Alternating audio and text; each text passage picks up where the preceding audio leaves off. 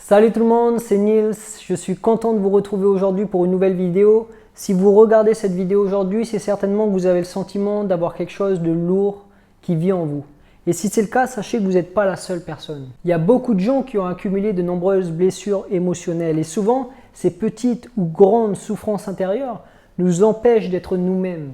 Et c'est vrai parce que tous ces bagages du passé se superposent à notre présent, le polluent et troublent notre perception des choses. Ils nous pèsent et nous envahissent trop souvent de choses désagréables et inconfortables. Et c'est pour ça qu'afin de ne pas dévoiler nos blessures, on développe souvent de nombreux mécanismes de protection. Mais est-ce que c'est une solution? Bien sûr que non. Sur le long terme, les stratégies que nous employons pour masquer notre inconfort et ne pas révéler nos émotions finissent toujours par nous mener à toujours plus de souffrance. Au début, la carapace que l'on porte est petite et donc on peut la supporter facilement. Mais à force de réprimer les choses, cette carapace prend de l'ampleur. Et là, elle commence à peser vraiment lourd. Et parfois, elle peut être vraiment très très lourde. Et justement, à travers cette vidéo, vous l'avez compris, on va découvrir d'où viennent nos blessures émotionnelles. Et ça va vous permettre d'identifier la cause, qui est la même chez tout le monde. Et quand on comprend la cause et si on arrive à l'enlever, on n'a plus besoin de cette carapace. Donc je vous invite vraiment à visionner cette vidéo jusqu'au bout. Alors d'où viennent les blessures émotionnelles? Dans une vidéo précédente intitulée D'où vient l'ego, nous avions vu que chaque enfant est comme une éponge. En effet, l'enfant apprend par l'exemple. Il s'imprègne de ses parents, des adultes, de la télévision et du conditionnement collectif et culturel. C'est pourquoi l'environnement dans lequel il évolue a énormément d'impact sur la personne qu'il devient. Et là où je veux en venir, c'est qu'au cours de notre enfance, nous avons développé certains mécanismes qui ne favorisent pas du tout notre épanouissement. C'est ce que nous allons découvrir dans la suite de cette vidéo. Alors voilà les différentes étapes qui peuvent nous amener à accumuler tout un bagage de souffrance et de douleur intérieure. Alors premièrement, trop de règles de conduite et deuxièmement, un monde qui est trop plein de jugements. Alors on commence avec trop de règles de conduite. La société actuelle est pleine de règles de conduite. Lorsque nous sommes enfants, on nous apprend les bonnes façons de se comporter. On nous dit ça c'est bien, ça c'est pas bien, comporte-toi comme ça, ne te comporte surtout pas comme ça. Et comme nous avons tous besoin d'amour, nous apprenons à contrôler tous nos faits et gestes, car nous avons vite compris qu'en se comportant de la mauvaise façon, on se retrouve puni d'une façon ou d'une autre. Alors par peur d'avoir un comportement qui diverge de la normalité, nous finissons par refuser certaines parties de nous-mêmes, et donc nous apprenons à réprimer ce qui se produit en nous. C'est Osho qui disait « Quelque chose est arrivé quelque part dans le passé ». Un enfant vient au monde, il n'est pas accepté tel qu'il est. Beaucoup de choses doivent être modifiées, imposées, il doit être discipliné, éduqué. Il y a beaucoup de parties de lui-même que la société, la mère, le père, l'entourage ne peuvent accepter. Ces parties doivent donc être refusées, réprimées. L'enfant doit donc trouver une solution. Il lui faut refuser les nombreux fragments de son être dont la manifestation n'est pas permise. Il lui faut les refuser à un tel point que lui-même en perd conscience. Naturellement, nous avons fini par développer de nombreuses formes de protection, des stratégies qui freinent notre spontanéité. Pourtant, un monde avec trop de règles de conduite alimente les faux semblants. Bien sûr, pour construire une communauté, il est essentiel d'établir certaines règles, sinon ce serait un vrai chaos. Comme il est dit, la liberté des uns s'arrête là où commence celle des autres. C'est sûr, nous devons apprendre à restreindre certaines de nos libertés en communauté. Mais la réalité, c'est que trop souvent, les parents et l'entourage abusent de leur autorité et ont un comportement complètement néfaste à l'égard des enfants. À force d'imposer certains comportements, les enfants finissent souvent par réprimer, voire refuser les différentes parties d'eux-mêmes. Ils se coupent de leur élan spontané. Encore une fois, ne me faites pas dire ce que je n'ai pas dit. La discipline, c'est une qualité requise pour vivre une vie équilibrée. Mais comme nous allons le voir dans la suite de cette vidéo, c'est en voulant trop discipliner et modifier un enfant qu'il finit par réprimer ses émotions et accumuler de nombreuses blessures.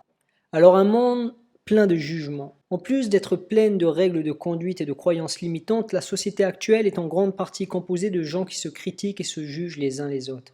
Et comme nous avons tous besoin d'amour et que nous n'aimons pas être la cible des critiques et des remarques, nous apprenons vite à nous préoccuper du regard des autres. On essaie de bien se faire voir, on fait attention à ce qu'on dit, on essaie d'être gentil, et on développe encore plus de stratégies pour se conformer à la normalité. Naturellement, l'enfant commence à alimenter de faux semblants. Il apprend à sourire quand tout va mal. Et quand on lui demande « Comment vas-tu aujourd'hui ?», il répond « Tout va bien ».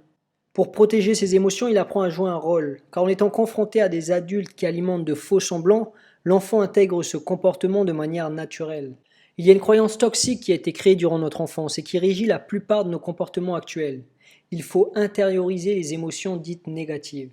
En conséquence, l'enfant développe de nombreux mécanismes de protection, des stratégies qu'il emploie pour ne pas révéler ses émotions. Et à partir de là, une forme de lutte s'installe. Par exemple, lorsqu'on se force à sourire alors que nous souffrons intérieurement, cela provoque une disharmonie émotionnelle. Et tous les non-dits sont stockés dans le corps et enregistrés dans le subconscient, sous la forme d'une grosse masse émotionnelle. Chaque émotion négative que l'on n'a pas totalement accueillie pour ce qu'elle est dans le moment n'est pas complètement dissoute. Elle laisse un résidu de souffrance dans son sillage. Puis tous ces résidus se confondent entre eux et forment un champ d'énergie négatif qui se loge dans notre esprit et notre corps. C'est ce qu'on appelle le corps de souffrance. Alors le corps de souffrance. Le corps de souffrance, c'est tout ce bagage d'émotions réprimées qui vit à l'intérieur de nous.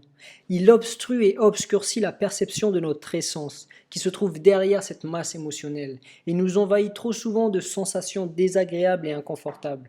Par exemple, chez une personne profondément malheureuse, le corps de souffrance peut être actif jusqu'à 100% du temps. En effet, certaines personnes vivent presque entièrement à travers le corps de souffrance et parfois, ce bagage de douleur peut être destructeur et peut même conduire la personne au suicide. Chez d'autres personnes, le corps de souffrance peut être dormant 90% du temps. Mais parfois, il suffit d'un rien pour le réveiller, une remarque innocente, une situation. En particulier si l'événement résonne avec un schéma de douleur du passé. Bref, ce qu'il faut comprendre, c'est que lorsqu'on réprime trop longtemps nos émotions, le corps finit par accumuler de nombreuses blessures, des résidus de douleur qui vivent en nous. Mais est-il possible de s'en libérer? Bien sûr que oui. Comment se libérer de nos blessures? Alors comme vous l'avez compris, nous avons développé certains mécanismes qui ne favorisent pas du tout notre épanouissement. Toutes nos blessures sont dues à une trop grande résistance envers nos émotions. C'est pourquoi pour se libérer de tout ce bazar, il faut cesser de lutter. Et ça, c'est ce qu'on va découvrir dans la suite de cette vidéo, dans la deuxième partie de cette vidéo qui est intitulée « Comment se libérer du corps de souffrance ». Je vous invite à voir cette vidéo. Comme d'habitude, je mettrai le lien dans la description juste en dessous. Donc si vous voulez en savoir plus et découvrir comment vous libérer du corps de souffrance, allez visionner cette vidéo. Donc voilà, j'espère sincèrement que cette vidéo pourra vous aider. Il y a beaucoup de gens qui souffrent, je ne sais pas si c'est votre cas, mais des fois on a des choses lourdes à l'intérieur de soi, on ne sait pas comment s'en défaire. Et voilà, j'espère que ça pourra vous inspirer. Pensez à voir la suite de cette vidéo et pensez aussi à me mettre un petit pouce vers le haut. En mettant des petits pouces vers le haut, ça permet d'améliorer la visibilité de mes vidéos sur YouTube pour que d'autres personnes puissent les découvrir. Donc voilà, pensez à mettre un petit pouce vers le haut. Et aussi, voilà, faut savoir que moi, ça fait plusieurs années que je suis dans cette démarche de découverte intérieure et de pleine conscience. Et à travers Pensée Naturelle, je partage toutes les semaines des articles et des vidéos sur le sujet. Donc si vous voulez progresser avec moi et découvrir comment trouver plus de tranquillité intérieure, comment trouver plus de maîtrise intérieure, je vous invite vraiment à me suivre et surtout à télécharger le petit guide gratuit qui est disponible sur mon site internet. J'ai mis un lien qui est dans la description juste en dessous. Le guide est complètement gratuit. C'est vraiment un bon moyen de débuter. Donc pensez à y jeter un coup d'œil. Et voilà, sur ce, je vous souhaite une bonne journée et je vous dis à la semaine prochaine. Allez, à bientôt.